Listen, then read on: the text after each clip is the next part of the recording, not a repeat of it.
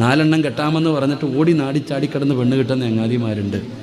4 കെട്ടാമെന്ന് പറഞ്ഞാൽ കെട്ടിക്ക് കുഴപ്പമൊന്നുമില്ല, പക്ഷേ 4നെയും ഒന്നുപോലെ കാണണം. ഒരു വീട്ടിൽ കൊണ്ടുവന്ന് നിർത്തണം.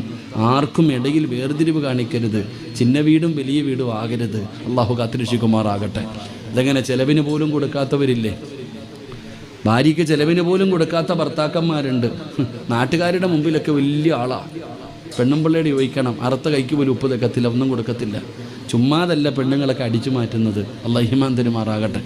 ഭർത്താവിൻ്റെ പൈസ അടിച്ചു മാറ്റുന്ന പെണ്ണുങ്ങളില്ലേ? നബി സല്ലല്ലാഹു അലൈഹി വസല്ലമ തങ്ങളുടെ മുമ്പിൽ ഹിന്ദ് റളിയല്ലാഹു തആല അൻഹ വന്നിട്ട് ചോദിച്ചു, നബി, എൻ്റെ ഭർത്താവ് അബൂ സുഫിയാൻ നാട്ടുകാരുടെ മുമ്പിൽ വലിയ ആളാണ്, പക്ഷെ ചിലവിനൊന്നും തരത്തില്ല. ഞാൻ ഇടയ്ക്കിടയ്ക്ക് പൈസ എടുക്കാറുണ്ട്. അത് അനുവദനീയമാണോ അല്ലയോ? ഭർത്താവിൻ്റെ പൈസ ഞാൻ എടുക്കാറുണ്ട്, അത് പാപമാണോ അല്ലയോ? നബി തങ്ങൾ മസാല പറഞ്ഞു കൊടുത്തു. എന്താ പറഞ്ഞു കൊടുത്തതെന്നറിയോ? ഭർത്താവിൻ്റെ പൈസ എടുക്കുന്ന പെണ്ണുങ്ങളില്ലേ, അത് അനുവാദമുണ്ടോ അനുവാദമില്ലേ?